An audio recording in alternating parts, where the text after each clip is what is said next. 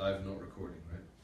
It's live recording, and then it's gonna. both, huh? Then I'll save it, hide it, and then edit it. Okay.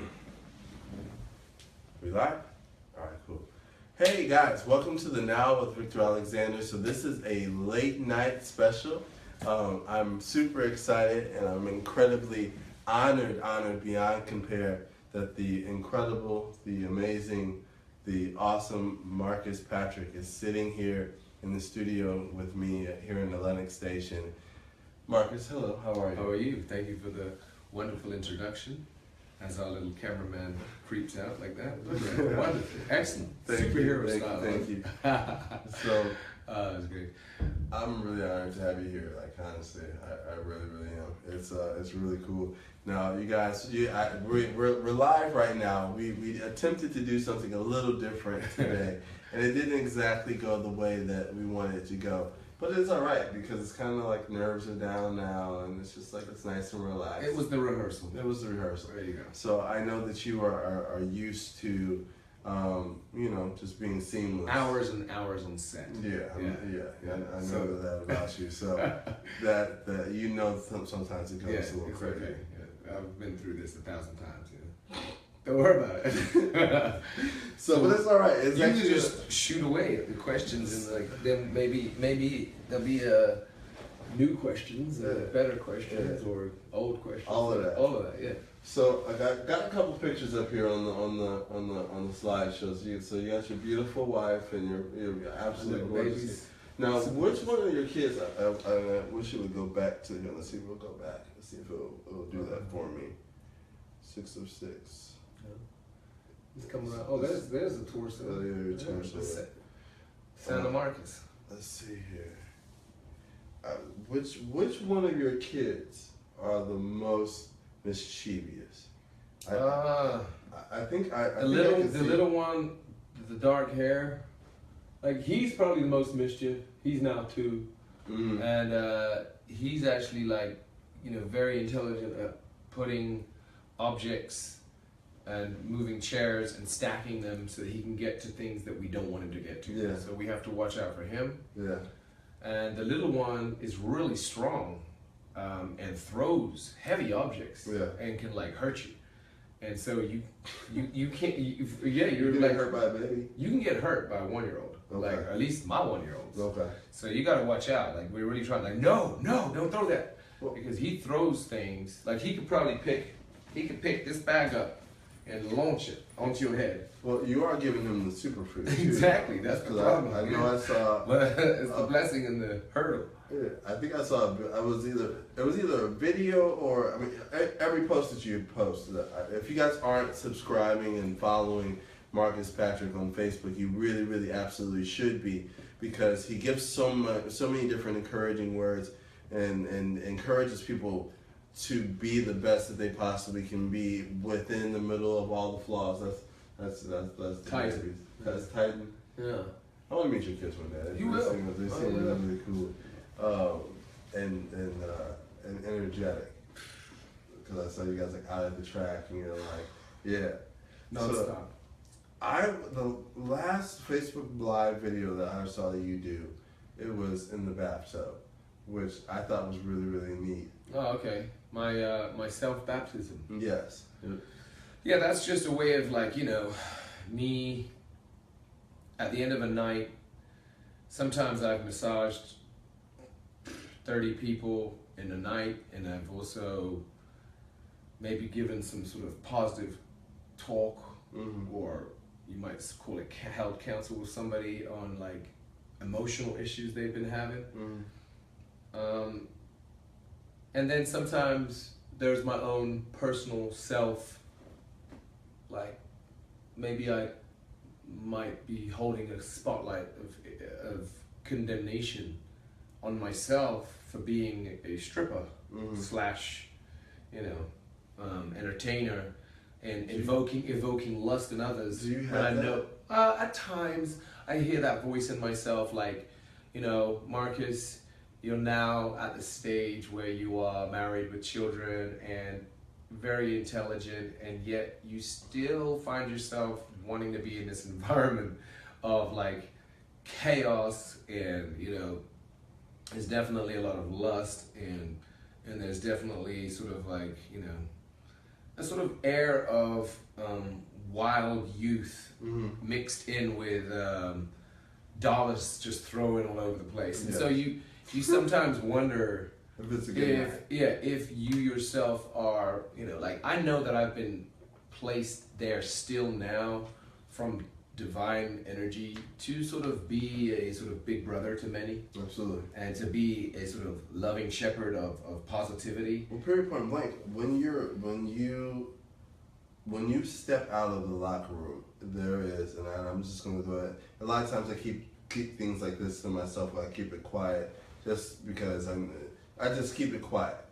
It's I don't know why, but I can say this now because I'm sitting here with you, and I wanted you on the show because your energy and your light is so, like, the moment that you set foot outside of the locker room, everything's brighter, everything's lighter. You step foot on the stage, people are seeing that there's something different about you. And of course you know what it is, and of course I know what it is, and other people know what it is as well. But that's completely and totally nothing but the love of God and Christ in you, and the different things that you've gone through and that you've dealt with, and that you understand that it takes certain things to be able to reach certain people.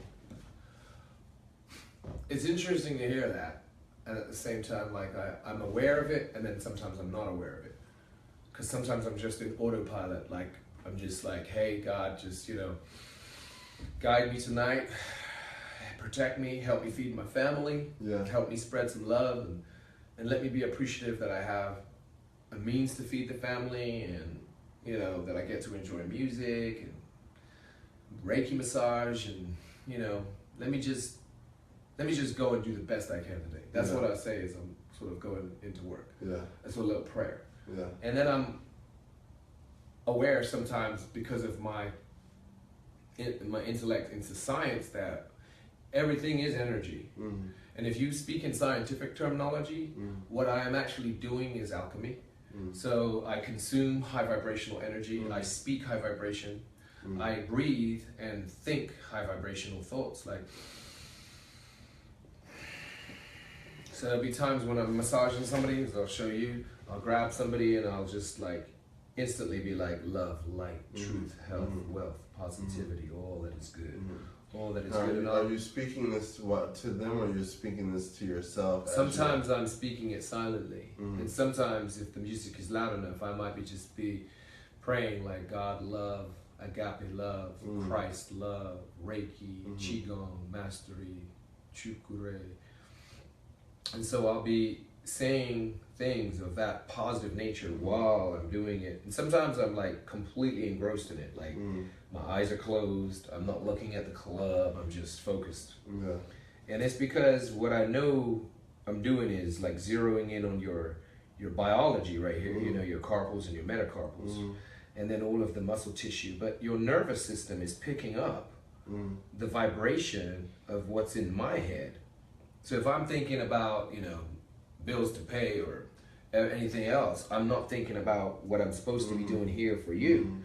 So if I'm thinking constantly about Christ-like love, agape love, God love, light, truth, energy, chi, and I keep on sending that to you, then you can feel the positivity along with the fact that I know what I'm doing biologically, scientifically, with your muscle tissue and your joints. So when I remind you that you are an unlimited biological divine spark within a flesh unit, now you feel the reverence that I have for you, and therefore you start to feel better. You start to feel the energy that I'm sort of sending your way, and I'm sending that your way too. Absolutely. Like, I'm sending to you. You are an unlimited biological spark within a biological unit, and you come from a biological unlimited source, God, universe, whatever you wish to call it. there's so many names for God. When you it's so many Elohim, Jah, So Ra. many people get so scared of that. So many people get so scared. Like you say God, and then now nobody wants to. They're talking about God now. They're talking about Jesus now. Yeah, and it's. I know. It's because what it is. You got a lot of people who have obviously done crimes, and religion has given it all a bad reputation because it's persecuted people. It's persecuted people for being women. Yes. It's persecuted gay people, as you know about. Absolutely. It's persecuted. Now you've got the groups of terror just plowing people. Yes. In the name of their God. So it's like you've got to realize that just because the concept of God has been tarnished, it doesn't necessarily mean that you should turn yourself away from what your concept of God is. Absolutely. Because the true concept of God is love. Yeah. Now, having studied and traveled the whole world and gone to all the different religions to look at Buddha and what he stood for, and look at Muhammad and then look at Moses. What did Buddha stand for? He stood for enlightenment by detachment. So he would it would be it's very much about energy and good karma and living righteous and just being detached and his enlightenment was found meditating under a tree. He left his wife and his children. So it's like he just chose to be detached from drama and just like transcend through meditation, which is definitely a valid way of attaining sort of a closer connection to God's source, so to speak. Yeah. For me, personally, I couldn't imagine leaving my wife and children just so that I could find some form of connection to God, because I feel like my wife and children are my God duty. Yeah. I must sacrifice everything for them. Yeah. So I don't necessarily have the exact sort of connection to that particular choice of theology, although I respect it, and I do respect Buddhism as because they're a very non-violent, very loving, very non-judgmental, peaceful way of operating. So I give them the utmost respect. What was really a big sort of question mark for me was that whole concept where it said, Jesus Christ is the only way to know God. And I was like, really?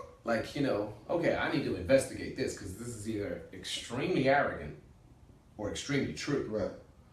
So as a theologist, as a philosopher, I dove into scriptures, obviously the Bible and all the books that made up the Bible and the books that were chopped out and edited behind it, the book of Enoch and the Gospel of Thomas and the Gospel of Mary, and you've got to start being a theologist, which is different to a religious person. Yeah. A theologist investigates. Yeah. Now, I went to Jerusalem. Now, when you do that, you begin to start uncovering the final message of what Christ is all about, which is love.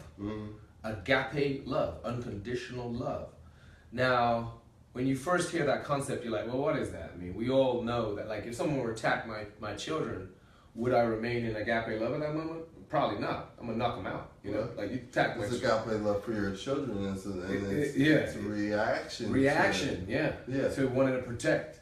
But at the same time, when you get to that space of absolute understanding what agape love is, it now becomes a challenge to maintain any of it. And all conflict usually comes when one or two members are not in agape love. And that's the hardest part about it. But that's when I started realizing, I guess the symbol, the concept of Jesus is the true concept of what all the religions do have to sort of take note of. Absolutely.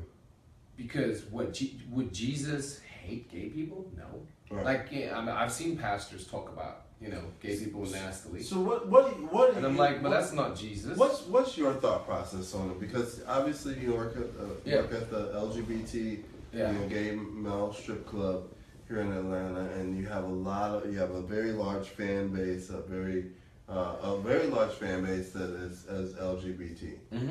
and you have no problem. Obviously, you're here, you're at my house, and we're sitting here, we're having a conversation, we're just chilling, and there's no issue. There are so many people who really and truthfully feel that there is so much condemnation from God towards gay people. Yeah. And they put gay people in the same concept, in the same category as murderers and rapists, and this and that and the other, and all these different things. And people still attempt to try and get people that are LGBT to come to God, but put them in the classification of basically garbage and trash and criminals. Yeah. What would you say to that person, that LGBT member? And as you're praying and meditating on your response, everybody who is sitting and watching on Facebook, I know this is a very late Facebook live video broadcast. It will definitely be reposted, and a edited version of this will be reposted at a later time period. But you guys have the option right now to be able to comment and put your questions. I have my phone right here, so if you have any comments and questions that you would possibly want to say, you just let me know. And if you want to ask Marcus anything, you can ask him, of course. And then, of course, you can also ask at a later time period, because he will be able to get all your questions that come from watching the show later on. But what would you say to those LGBT individuals who don't want to come to God, who don't want to have a spiritual relationship with anybody because they have been so far pushed away? They've just been dogged out. I mean, I know for me, I don't know if you know this or not, and I don't know if we talked about this or if you've seen it on the show. I grew up in the church, baptized, born in the church all the way through, choir and usher board and all of that. Came out of the closet. Family knew I was struggling by it. They told the pastor about it. I did counseling. I did all of those things. Came out of the closet and was threatened with excommunication. Rather than be put in front of the church and be excommunicated for being LGBT, I decided to remove myself. I decided that, you know what, if you don't want me here, then I don't want to be here. And of course, the church is the physical image that we call God. It's incorrect, as we know. But that's, you know, as we grow up, that's what we call God. And for me, it was really rough for me, and it was really hard for me, because I had given and devoted everything that I was to Christ and to God, and then be put in that situation where the pastor's coming to me and just saying, you either change or get kicked out. Wow. I know that, and he was really nice about it. He was respectful about it. He was kind of, you know, he spoke with soft tones. He wasn't belittling or anything like that. But I know that that's something that happened to me, and that wasn't easy. No, I'm sure it wasn't. It wasn't easy, but it was an easier situation than what I know other people have experienced. So what would you encourage LGBT individuals who are going to watch this video and watch this and say, you know, well, you're talking about God, you're talking about Jesus, and you're talking about spirituality, but they tell me that I'm garbage, they tell me that I'm trash, and they tell me that God hates me? Well, obviously, it's just my own opinion that I can give, and that's based upon my own theology, study, travels, having met and become friends with many gay men, and even some lesbians and bisexuals or transsexuals. I've met many and had very deep conversations from a place of like non-judgment, because in order to really know a person's spirit, you can't be judging them. You have to be in a space of agape love, which is Christ-like love, to say, well, I've never walked this person's shoes, so I don't know what it's like to be this person. I don't know what it's like to feel that urge that they feel for the same sex. Mm-hmm. I just know that I love everybody, and I love the animals, and I love life. And if I see that somebody else is going through pain or hardship, I naturally feel some empathy instantly. And the more I get to know the person, the more empathy I feel. Mm-hmm. I'm quite asympathetic, where I sort of feel other people's pain. Mm-hmm. That's a rough characteristic to have, isn't it? It is. It's a good characteristic to have as well, Yeah. but it's rough because it drains you. You have to, like, you know, if you look at the superheroes, you know, you see that Superman, when he first comes to Earth, he's like, because he's so highly sensitive that he hears the screams of every dying person, and he feels the pain of everybody, and it takes him a while to like contain it so that he can then start helping and serve, which is the same archetype as Christ, wasn't it? Like, Christ and Superman are kind of the same being, although Christ doesn't fly and punch people, but he's really the savior. He could have if he wanted to. According to the mythology. He chose so much not to do, which would have been really cool if he would have did a lot more. But you know, he understood. They weren't ready for it yet. Well, I've gone a different route with the concept of studying Christ, and I've made him more of a real human that walked the earth. And based upon the investigations and studies of how he was, and that he was really a man that just chose to sort of lend his entire being from very youthful to divine guidance. Just let go, let God. Yeah. Which is something I attempt to do. Yeah. And it's rough, isn't it? It is rough because, you know, people think you're nuts because you're not doing the agenda of the current culture. Yeah. And the current culture is a sort of herd that's moving in a particular way, according to trends and beliefs and popular things and tweets and all this stuff that's going on with the manipulation. Versus when you say, no, I'm gonna sort of investigate science and truth. What's the manipulation? Meaning what? Be specific. Pick one, because there's a lot of it. I personally feel if we're gonna within the church.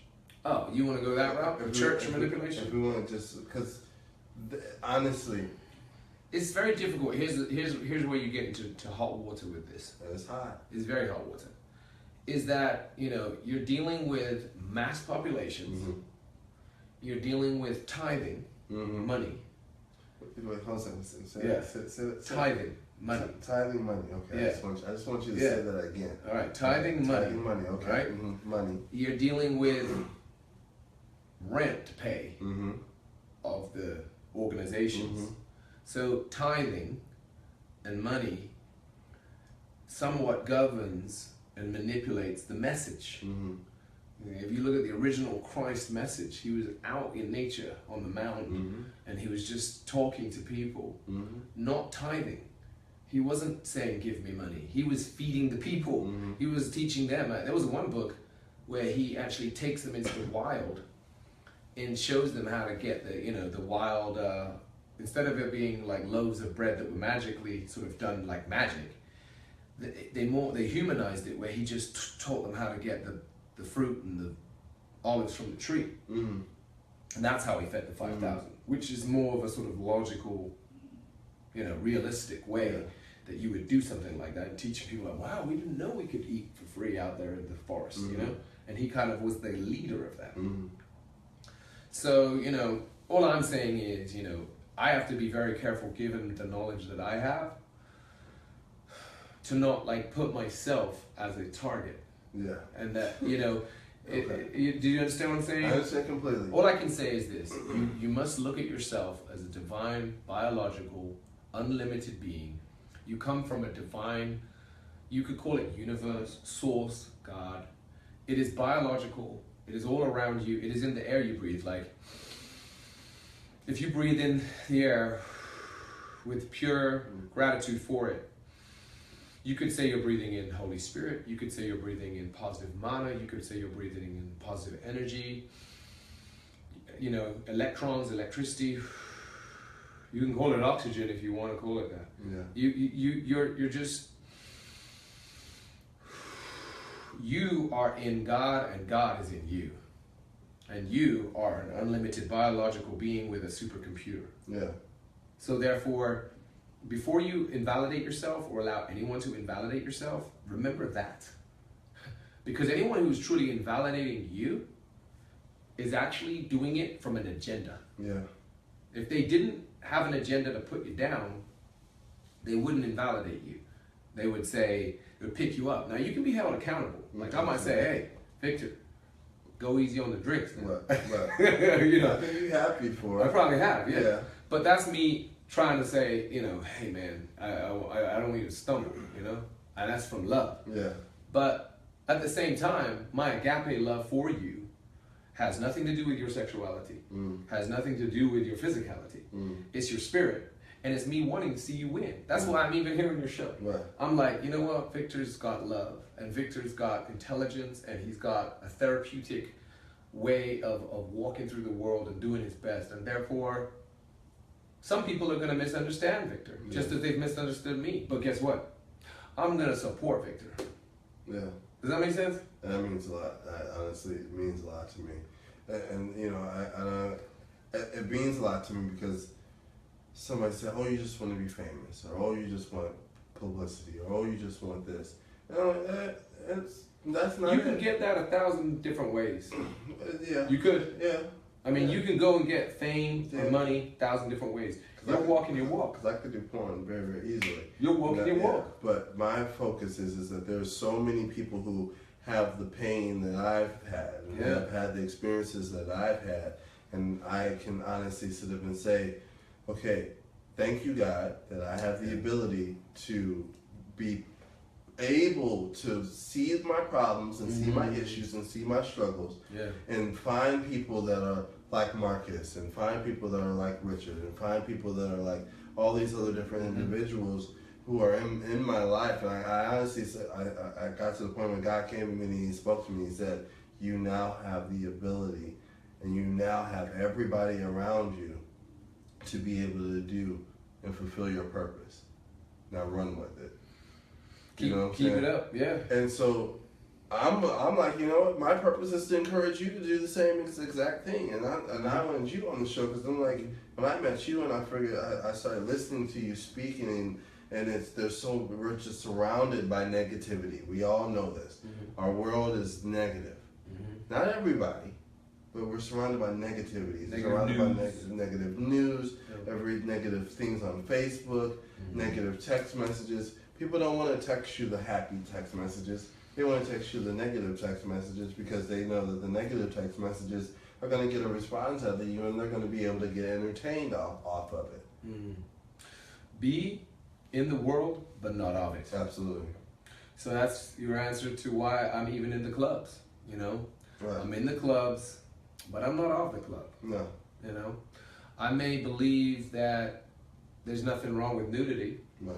I may believe that if you tune into the true message of Christ to love one another, that I cannot possibly imagine Christ hating a man just because he's gay. Or hating a woman just because she doesn't find women attractive, she finds women attractive.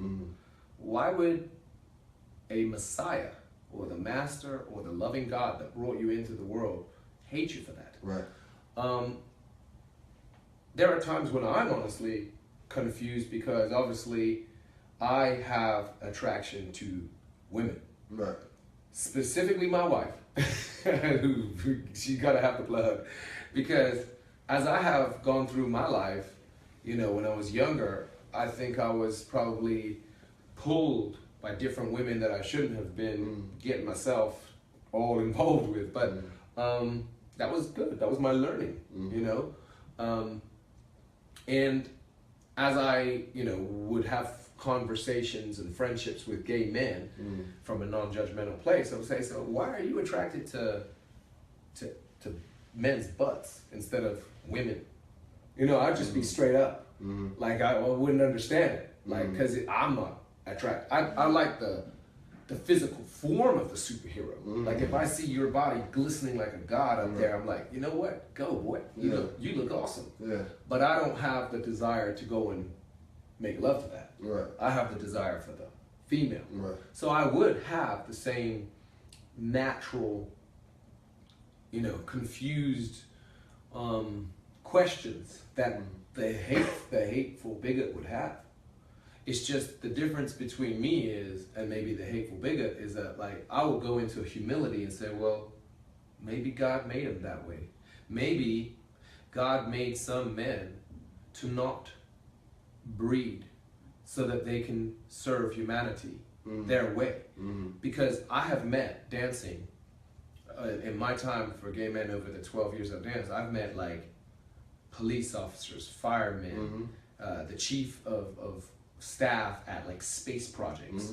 I've met political fundraisers. I've met like the nurses, the doctors. You wouldn't be talking about space. No, we're talking like NASA. Bigger than that. All Yeah, right, yeah. cool, all right. I mean, I'm just telling you that in every professional field there is, I have met a brilliant gay man and had a conversation with him or been his masseur and been like, wow, like so many gay men are so talented and so gifted, but yet and that's so the purpose of the show. Yeah, they're so hidden, Yep. and they have to remain hidden, or they feel like I'm gonna be honest with you, right? From a person who dances in a gay sort of scene, and having met so many gay geniuses, it's like the X-Men.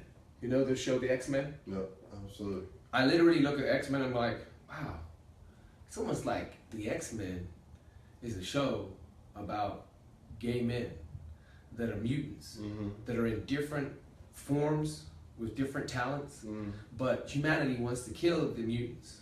And yet, the funny thing is that here the X-Men are actually trying to save humanity. Now, here's the other interesting thing. Having danced, when I first got into, dancing for the gay community, it was like, oh, the straight stud comes in and every gay man loves him, So I thought every gay person was like an angel, Come to find later, I'm like, wow, gay people have just as much, battles with the dark side and the light side as the straight culture. It's really no different. It's like you've got gay men who are angels. Like I've met some gay men that are absolute angels. Like I would literally like fight to protect them.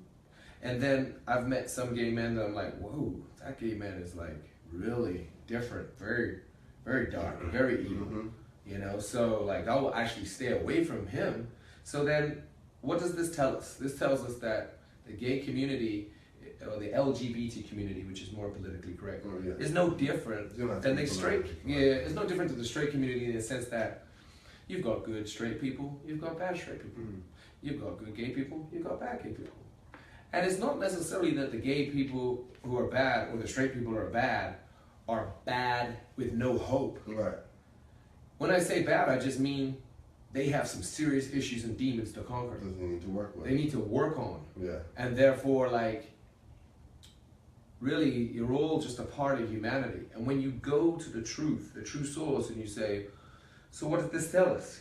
If you were really investigating it, what does this tell us about, gay people, black people, white people, straight people, old, young?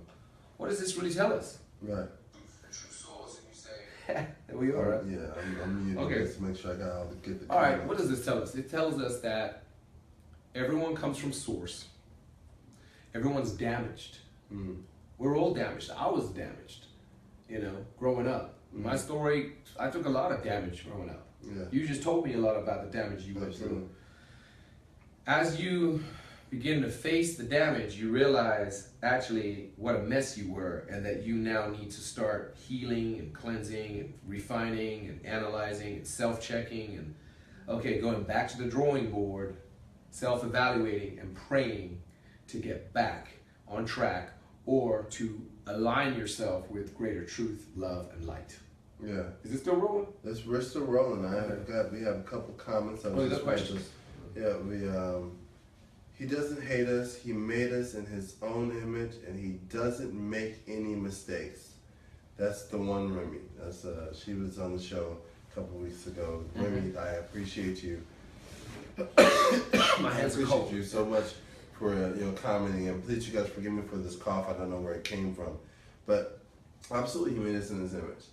So I want to just move forward a little bit, because I want to get to know a little bit more about Marcus Patrick. I know everybody else wants to know a little bit more about Marcus Patrick as well. So how did you meet your wife? Funnily enough, I actually met her on MySpace. On MySpace? MySpace. That's freaking crazy. That is crazy, huh? Old school. Yeah. But yeah, I met her on MySpace, and then I mean, that was years ago. That was 10 years ago. Yeah. And then I went to see her go-go dance, and then she had sort of come to see me dance at the Hollywood Man. Okay. Several times. And what's the Hollywood Man? That was a male review show. That was before. That was when I was only dancing exclusively for the women. Okay. You know, which was my sort of teaching guideline. I did the Hollywood Man for like 10 years, and it sort of taught me that at the end of the day, as I begin to practice more and more sexual, like, sacredness, where I'm sort of stopping myself from being a little whore, because you know, when I first got into dancing, you naturally indulge a little too much. Of course. You got beautiful girl coming at you here, Yeah, cover models flying Right. in to try and get me in the bedroom, Right. and like I'm like, me?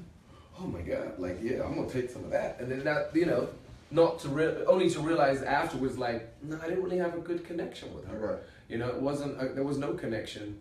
And so what is this? You know, you're learning, you're making your mistakes, you're making your sins, so to speak. Yeah. And as you sin, and you're humble to your sin, and that's that little Jesus thing you say. I go into the water, and I'm like, oh, God, wash me of my sins in the bathtub, and let me like get more clarity and light. And I come back up out of the bathtub, and I'm just like, so let me forgive other people. Yeah. Because if I want to be forgiven, then I better forgive other people. Yeah. There's no. How can you? Oh my God. How can that's you? so huge. How can you condemn other people if you yourself are making mistakes? Yeah. And you know you're making mistakes. If you're humble, you know you're making mistakes. Every single moment that you open your mouth, you're making some type of mistake. Exactly. And it's like, Yeah. Oops, I'm sorry. Like, I didn't mean to hurt you. I didn't mean to. Yeah, like I'm sure we're offending, thousands of people right now, and we apologize. I'm sorry. Not trying to. We've said Jesus a couple of times, and I know that people sometimes don't like strippers that. are not allowed to talk about Jesus. We're not supposed to talk about that. But only Jesus was the one who saved the most famous whore of all, which was Mary Magdalene, by stepping in front of her and saying to them, like, he who has committed no sin cast the first stone. Right. So at that moment, he was testing that sort of condemning crowd. Yeah. Like, really? Any of you guys perfect? Throw it. Yeah. And he was standing in front of her with his balls. You're like, no, you're not going to kill her. Because this was murder getting ready to taking place. And I don't know how serious you see that is, but that goes down in the world, in certain parts of the world still today. Yeah, absolutely. So at that moment, he was saying, look, let's start loving and forgiving each other as people. Yeah. And how do you get to forgiveness and love? Well, first things first, you got to be humble and realize that you, watch it, and you, and Marcus, we all have done some sins, which is only to miss the target and make an error. Yeah. So in that, you go, okay, how do I get better? Well, you can only get better incrementally. Like, for me, my vision next year is that I'm living in my tropical place with my little spa that I'm going to create, and I'm just going to do pure Reiki because I'm a father now and I want to get out the clubs. Yeah, absolutely. But for now, I'm in the clubs. So how do I get better? Well, as I evolve day by day, I refine myself from dancing so that I'm not such a slut. Yeah. Because, when I was young, I was just like, hey, like everywhere, and my point being, it's learning to be better incrementally. Like, I look at God as nature. Yeah. And when God grows a tree, he doesn't just grow that tree like, it doesn't bear fruit overnight. You have to be very patient. The patience of Job comes in. and that tree's going to grow over years and then bear fruit. So speaking of such, you specifically choose not to eat only specific things. What do you eat? Oh, okay. Now, how old are you? For everybody on Facebook right now, how old are you? 42. You're 40. He's 42. Yeah. He looks this good at 42 years old. And anybody who is not following Marcus Patrick on Facebook, you need to go follow him. He has amazing workout routines that he's doing, and he does these workout routines with his baby, with his children. You gonna show him? No, I'm just getting hot. Okay, I don't. My hands are cold, but I'm hot. I mean, maybe you show him those. Maybe a little bit. Yeah, if you want to.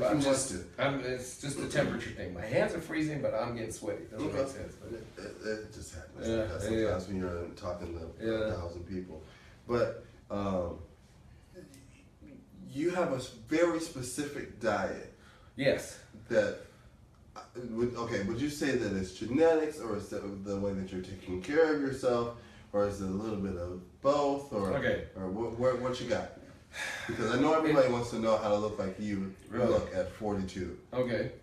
All right. So it's not driven by superficiality as much as people would think it is. Okay. And somebody just said, Steven said 42. Oh my God, 52 is going to be amazing. That's what they said to you. Okay, here's the thing. It's driven by the fact that at a certain point in my life, I just wanted to begin honoring God. Okay.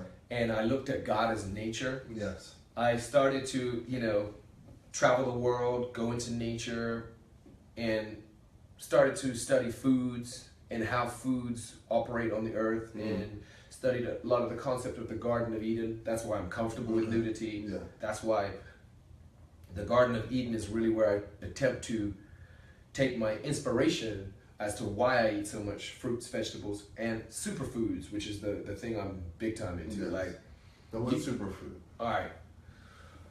You can go to mypurium.com and type in superhero family and get your superfoods. Or you can just type in Purium and watch all the videos, and it will tell you a lot about superfoods. But the key with any superfood, if you really notice the difference, is I try to tell people like this. If you look at a grain of rice, which is this big, it'll provide you with some carbohydrates and minimal protein. It's got some, and almost zero fat. So grain of rice is decent. Everybody eats rice, almost. But if you look at a goji berry that's next to it, it's the same size. Yeah. But a goji berry contains all the spectrum amino acids. It's like either 26 or 27 full spectrum amino acids. It contains things that help your body release endorphins, so you feel good. Growth hormones, so you get younger and stronger and healthier, and helps your skin get younger. Yes. And goji berries are also one of the highest antioxidants, which means that when you eat it, your blood fills up with oxygen. Okay. And if you study what happens to blood before and after eating goji berries or juice of goji berries, it's like the cells before are kind of stuck together and flat and tired. And after eating them, they open and they start moving and feeding the body. So that's the difference. Like if you eat rice, tons of rice, yeah, you got carbs, but you kind of go, you're laying, you sleep, you eat carbs. It's almost like sugar, you know what I mean? It's all so that's rice, right? Yeah. But if you ate the same amount of goji berries, you wouldn't feel like that. You'd feel like you're ready to go. You'd feel super. So the key for me has been studying all these different superfoods, from the spirulina to the wheatgrass to the chlorella to the cordyceps mushrooms to the goji berries to the maca. All these different things that affect this biological unit that we were given by the biological God, right? Absolutely. The biological unlimited God. And so that's why I'm all about it. And I said a prayer, and it literally started making me sensitive to the prayer. Yeah. So if I ate something that wasn't right, I immediately felt it like, I don't feel good. Yeah. Like I'm a very sensitive being. Yeah. Sometimes people think it's cute when they see me to like go and try and wrench on my nipple or something. Ow! Yeah, no. That hurts. Right. You know? Like, you're lucky I'm a non-violent person right now. I mean, I'm sure you could probably do some kind of quick little, with oh, I'm sorry, did that hurt you? No, I don't want to. Yeah, I know. You know, I grew up fighting. I grew up violent. Yeah. And then I started realizing how much damage I was doing to them and how much damage I was doing to myself, and particularly the brain. Yeah. You know, we have been blessed with super biological computers. You know, this here, your temple, which is why I massage people's temples so much. This temple houses genius. Its genius is within you in there. Yeah. It was instilled within you from the minute you were created. Yeah. Like, it's there. All you gotta do is say, I would like to access the genius within me for this particular subject. Yeah. And sit and breathe, and all of a sudden you'll be like, your brain will be like, oh, this is what you need to do. This is where you're gonna go. And then you can go and Google this and go and ask this person. You'll get all this information, and all of a sudden your brain has mapped what you're gonna do. It's incredible. To create. That is so incredible, and I don't mean to cut you off. It's so incredible, and I was trying to explain that to. I had a friend when I moved here to Atlanta, because moving to Atlanta was a thing for me. I was stepping completely and totally out of the box. I'm like, you know what? My life has to be it has to be different. It has to change. It cannot stay the same. And somebody told me, they said this one little phrase: you control your mind. You tell your mind what you want your mind to do. Yeah. You tell your body what your body wants to do. They even went so far to say that we have the ability to tell our bodies to heal ourselves. Yeah. But we have to will ourselves and tell ourselves to do that. Oh, let's do this exercise together. Okay. Let's do this exercise, right? All right. I need to put some lips out on. I'm always, when you got some big lips, you gotta make sure you take care of them. Okay. Anyway, so this exercise, we're gonna you can do it too with us, right? We're gonna close our eyes, and we're gonna start to get really grateful for life right now. Like, get soft, get like, we're just gonna be like grateful that we're alive. We know we've got challenges ahead of us, but guess what? We're still in the game. We start breathing in that air and realizing that the air is actually a gift from God. It's the first form of nutrition that you need. You can go without water for a few days. You can go without food for a few months, but you can only go without air for a few minutes and you're gone. So remember that the air is your first nutrition that was granted to you by God, source, the universe, whatever you call it. Your air is your nutrition. Now we're gonna go into our third eye, and we're gonna visualize the most successful moment that we can possibly conceive. Like we are going to visualize like our dream. Like, visualize your dream right now, the things you want to come true in the future for you. Those things that are naturally in there.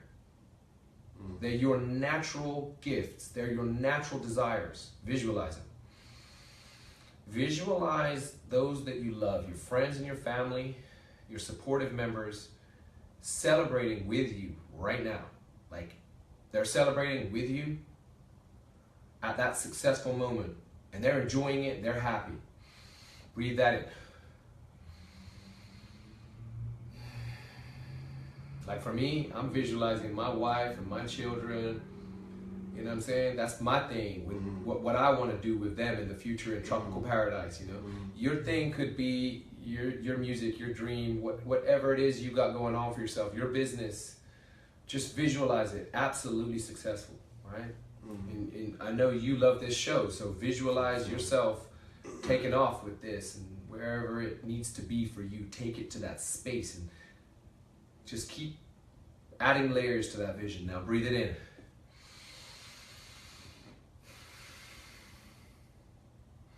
Now what you're doing by visualizing that is you're putting yourself into a state of absolute bliss. Because that moment of success for you is already happened, and so it is. You can open your eyes right now. Mm. You kind of like going, yeah, I know how that's gonna feel. Yeah. And you're just on the path. Yeah. Here you are. You're creating the path, and Yeah. you're gonna create a show to get bigger and better. Right. Because you've sat and you've contemplated and you've imagined, you visualize it. you visualize what you want, Mm-hmm. B, what you see is possible, Mm-hmm. and you've seen what's possible, Mm-hmm. and now you can start making the steps Exactly. to achieve it. And how do you feel right now? Kind of Determined. and you sort of and like happy and warm. and warm inside, right? Yeah, Because your absolutely. dreams are there. Now, that's you controlling the inner kingdom of heaven Yeah. that Christ was talking about. Yeah. See, you're saying, remain a child within, so you gotta be happy, you gotta be childlike. Right. My children, they're humble, kind, well, they're not always kind, they beat each other up sometimes, but they're thirsty for learning, you know what I mean? Yes. So you remain a child, but then at the same time, you govern your kingdom of heaven within you via thoughts, words, and visuals. Yeah. There you go. Bring it back. This one, he will cause damage. Titan. And Ethan is like, he's like our little artist. He's so sensitive and cute, like a little elf, like Frosted Lucky Charms, dancing around. This one can launch things and hurt you. So we gotta be real careful with him. He could probably launch your laptop onto your head while you're sleeping. And laugh at you. And laugh. And then you go, ow! Yeah. And then he's just like, hi. Yeah. And so you're just like, wow, that's a superfood baby. Yeah. Yeah. That's all I'm drinking out of. Yeah, the superfood. Yeah. He's drinking superfood. Yeah. So, Marcus, I'm so incredibly happy that you came on the show tonight.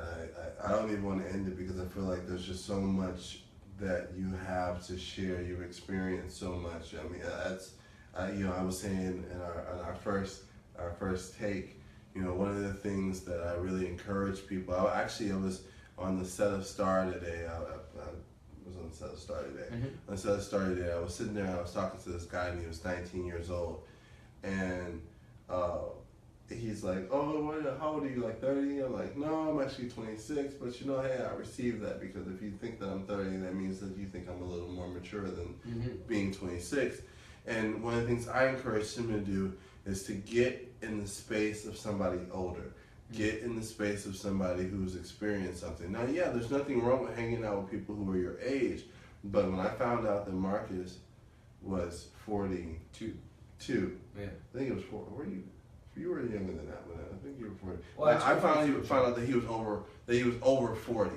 When I found out that he was over 40, my ears immediately went up because I'm like, I can learn something from this individual. I'm like, A, he's gorgeous. B, his energy is seamless. And C, he has that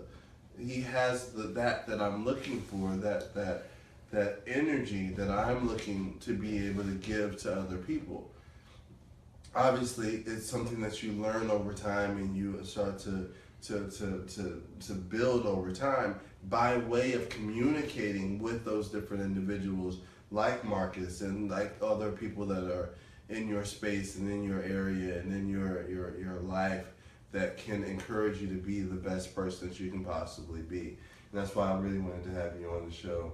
Well, thank you. And I don't want to end. I want to keep sitting here talking. How long we been going? Is it still? Are they still happy? We're still no questions. Brianna says that he's definitely gorgeous. Brianna's a really good friend of mine from St. Louis. Brianna, make sure you follow him on Facebook. You guys, I'm gonna leave it online. We're gonna stay online for a little longer, just so I can give you guys the option of asking some questions. Brianna, if you want to ask some questions. Steven, Ezard, who else do we have watching? Dion, Remy. If you guys want to ask some specific questions to Marcus, you guys absolutely can. We're gonna leave it open for a little bit longer, but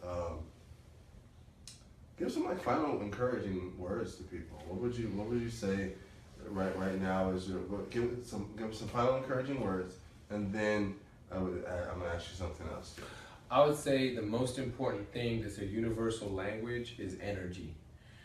It can become difficult communicating to people using terminology that comes from scripture at times. Mm-hmm. So being that I am like versed in the different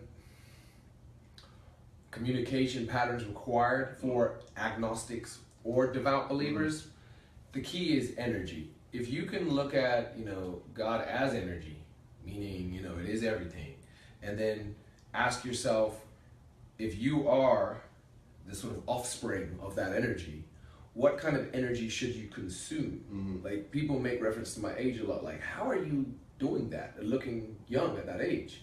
I say, well, it's because I consume the most positive energy I can get my hands on or logically afford. Like the bar I gave you, where's that bar? Yes, you did give me a bar. Give you a bar. I'm glad you reminded me because I do have some things that should I eat this now or should Yeah, I? Okay, let's show them that bar first. Okay.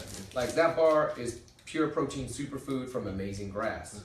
I don't actually even earn anything from, I don't know how close I gotta get, from that particular company. Yeah. But I'm endorsing it because it's sort of like the snack. Yeah. It's the snack that we have in the house. Yeah. Because it's chocolate peanut butter, but at the same time, you're not gonna get your hands on, the amount of amazing ingredients that are in this bar every day, quite so easily. Like the most important being maca, spirulina, chlorella, amazing grass, superfood, spinach, the broccoli, the rose hips, organic spirulina again, pea protein. So, it's got the date paste in it. But here, go ahead and have a try. I definitely want to try it. That's my way of tricking the inner child in myself to eat healthy. Because if you try to eat those things by themselves, it's disgusting. But that, you see, tell me if you can tolerate that daily. You've got a different type of palate to me. It's good, huh? So you could like eat that like it's a sort of Snicker bar, right? It's shocking that that's how. There you go. So I would zap it for like 30 seconds. What does that mean? Zap it? Just put it in the microwave for like 30 seconds. No, not the microwave. If you really want to do something, in the microwave. If not, if you can help it, because that's like radiation. Just warm it, okay? If you really want to warm it, because like you have to like turn it into a brownie. Of course. Well, right now I'm in love with my pressure cooker, but okay, just slide. You can warm it or put it in your back pocket. Okay, we'll put it in the back pocket. But the bottom line is, the way to get yourself to improve is to trick your own psychology into improving via techniques like, using chocolate coated superfood. Then you start getting a taste and your brain gets to feel what it's like to operate on superfood. Mm-hmm.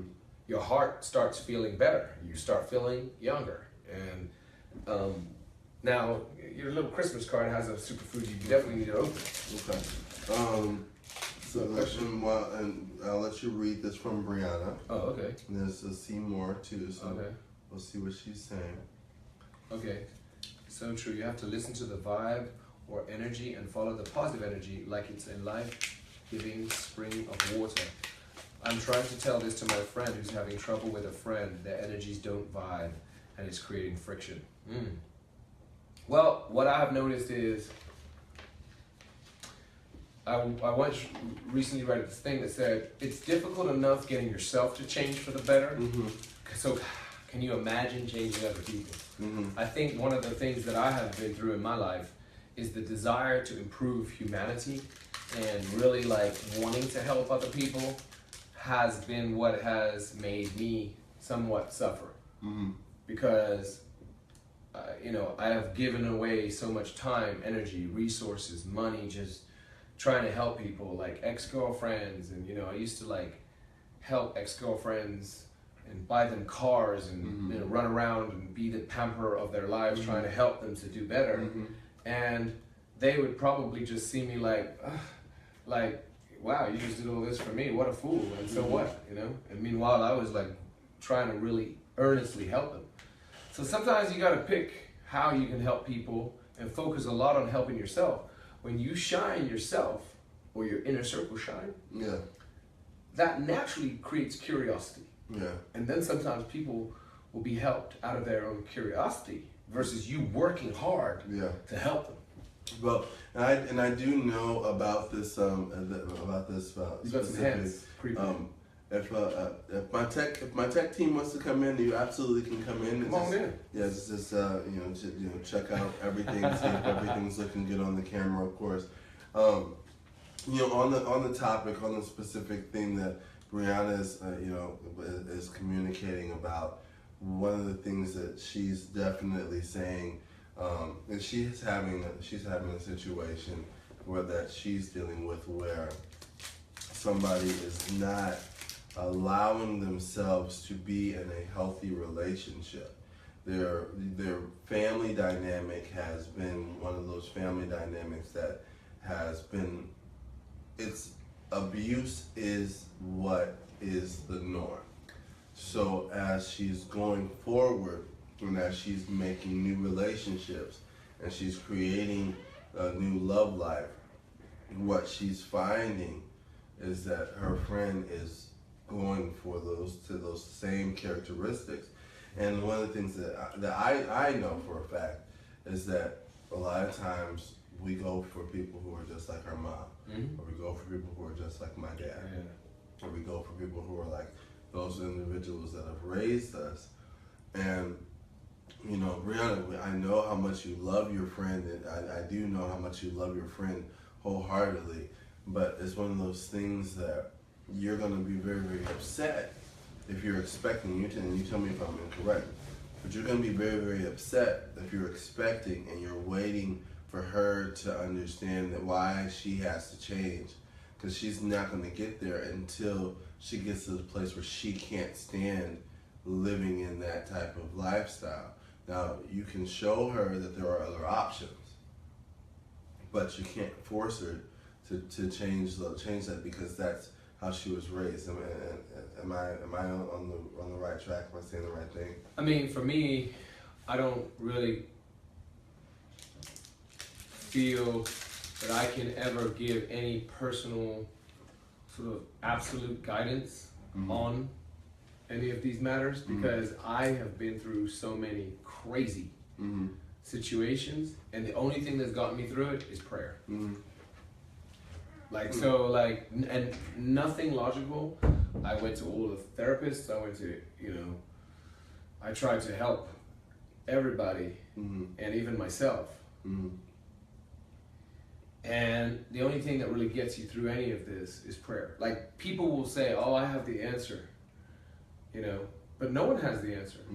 Like, reality is one huge spaghetti junction of neurological data and spiritual data with abuse and mistakes that you are having to try to fix and write into yourself. And even now that I've managed to get my life more in order, where, I am sort of with a wonderful wife and 2 children, and I'm like sexually sacred with her and faithful, there are still daily challenges, even within such a sort of focused unit, where, you gotta make sure that I get sleep, wife gets sleep, kids don't do something that hurts themselves.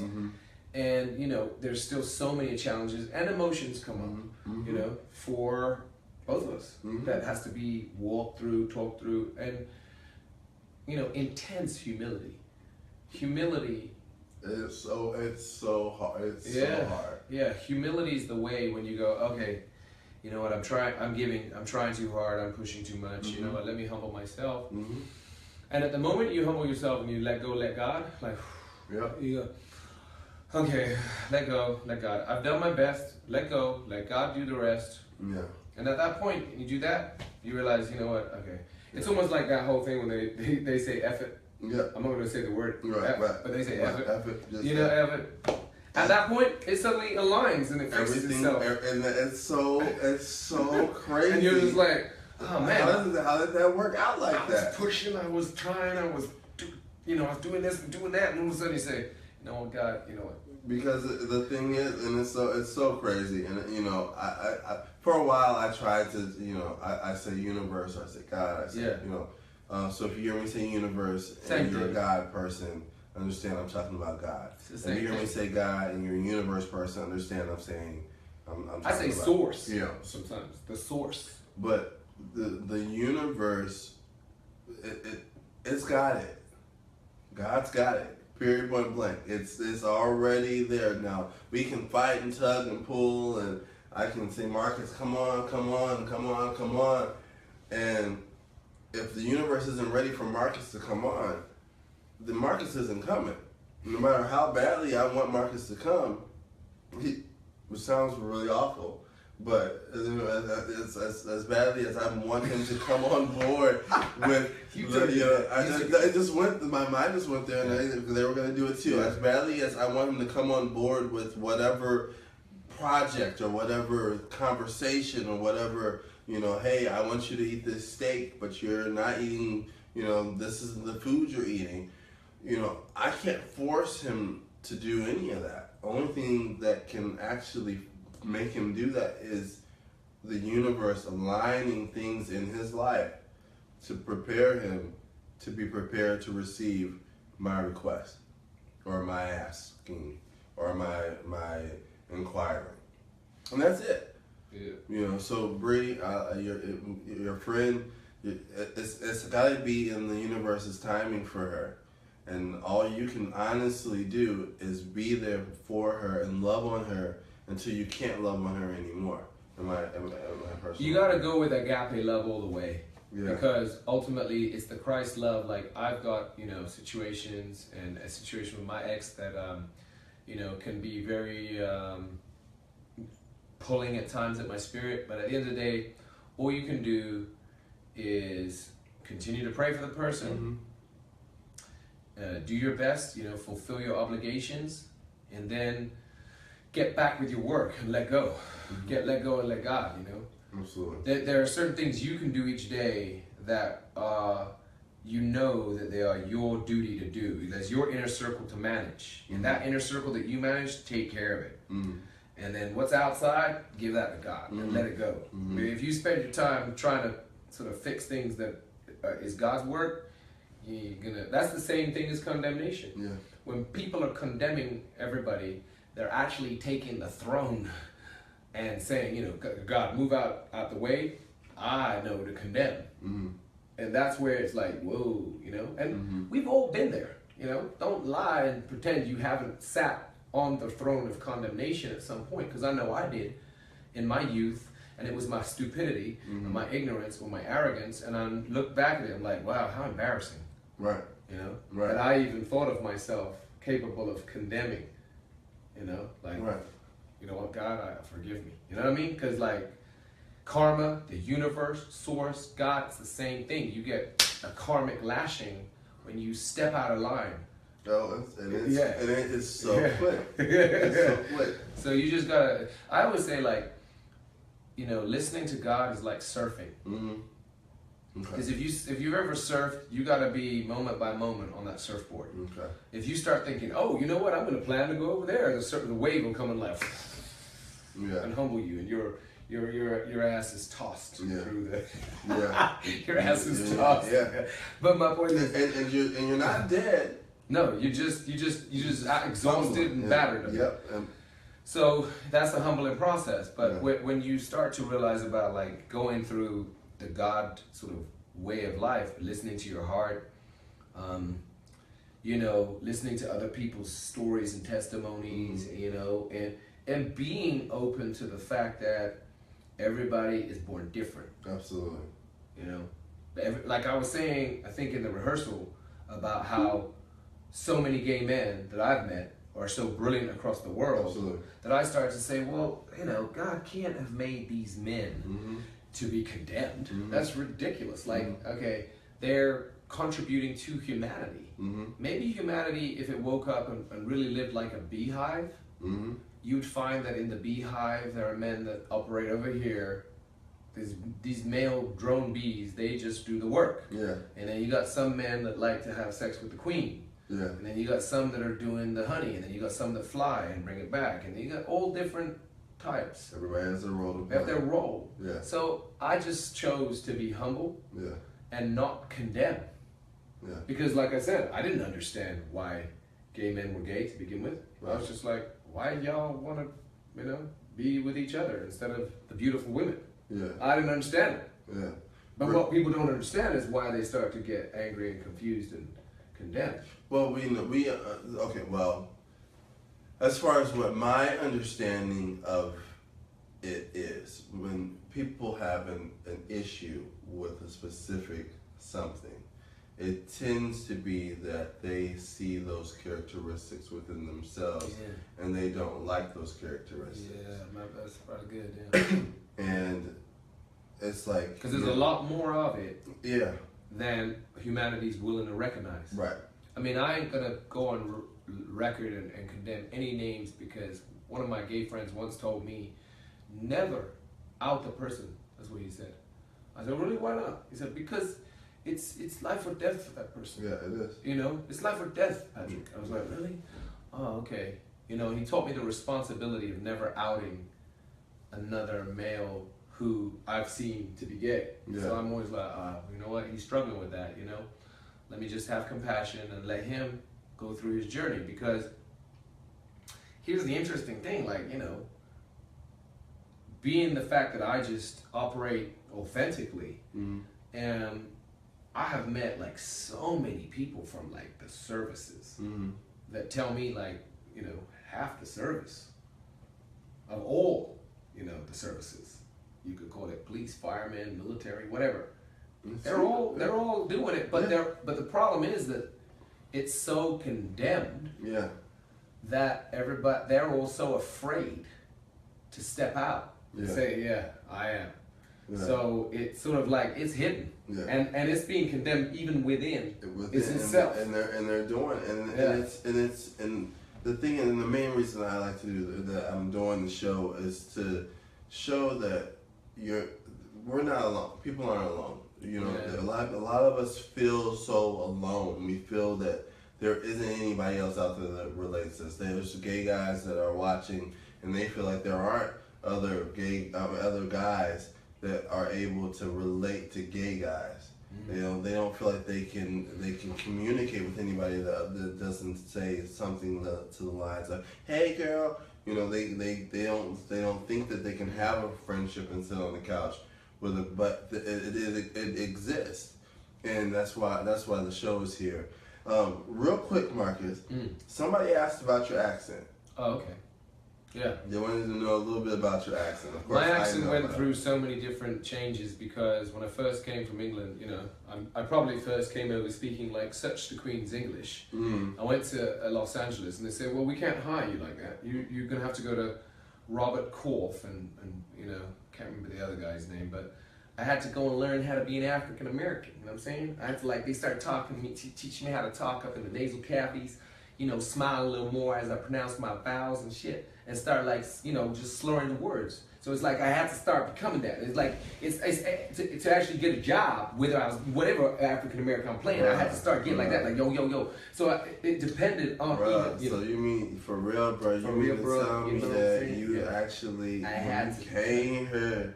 Yeah. They told you that you had to change how you talk. Yeah, I changed how I talk. Yeah. Man, that's. So I first came over speaking like that. But then, me mother talking Jamaican patois, so I have that one in the roots too, Because it's growing up in the house, it's Patrick, get your backside in the house, and that was norm for me.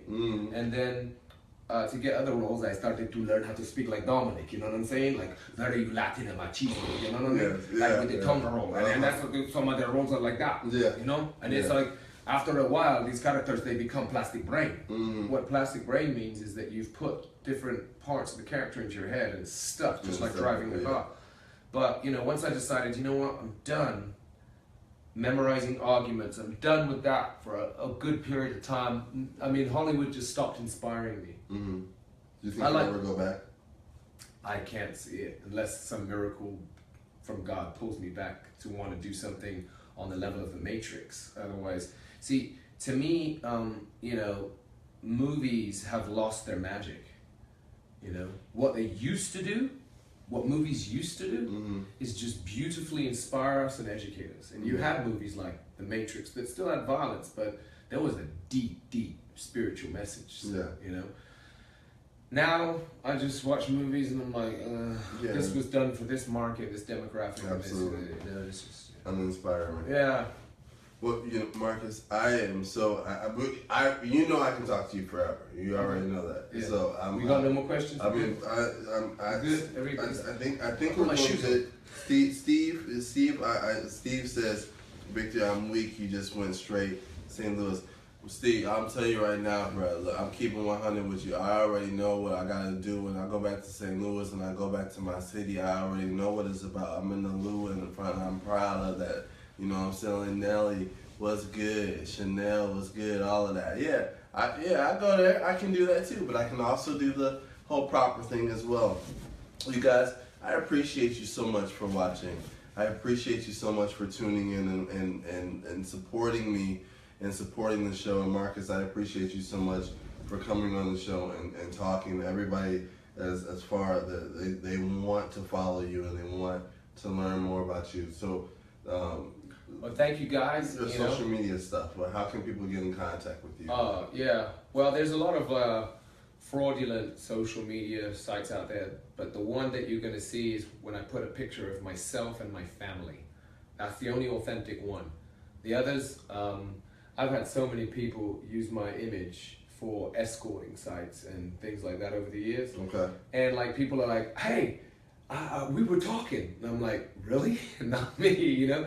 And I'm like, whoa. But the point being, my family, you'll see, you know, the picture you see in the back there, there'll always be all of us, just because once I got my family, I realized that, you know, they are me and I am them. And the truth be told is that is the truth of humanity, you know? Mm-hmm. We are one as a species. And unless we can start intelligently moving towards positive energy, positive action, love and forgiveness, we are going to destroy ourselves as a species. Planet Earth will peel a layer and a new species will be here. But if humanity wishes to survive, it better get its act together. Absolutely. You know, so it's just... I'm humbly on a path towards righting my own wrongs and assisting anybody else that wants to sort of, you know, dial their arrow in onto target. So that's pretty much how I exist. I pray, I investigate science, and I basically distribute superfoods via the Purium company, which I back. Absolutely. And let's talk about that real quick a little bit too. So, this, if you guys saw me sitting here eating this was fantastic. You know, a lot of times, you know, I do my protein stuff. I'm here open at right now too. This was fantastic. It was. I can't compare it to anything. I honestly, it was almost on the level of a Reese's. Yeah, almost Reese's. Yeah. Almost Reese's. That's about where I can say it. Now, excuse me, Marcus brought me and my other half a Christmas card. Mm-hmm. So I want to open that.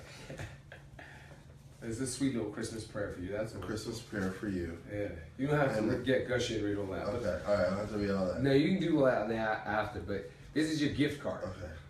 He has given me a $50 gift card, which I appreciate. Thank you so much. You're welcome. That's amazing. And I will probably take a picture of the card later and send that up there. What else you got? This is the magic. It's a shake. I drink this every day. Okay. Gluten-free power shake. Absolutely. That's freaking awesome. Yeah. And I'm definitely gonna be taking that in the morning.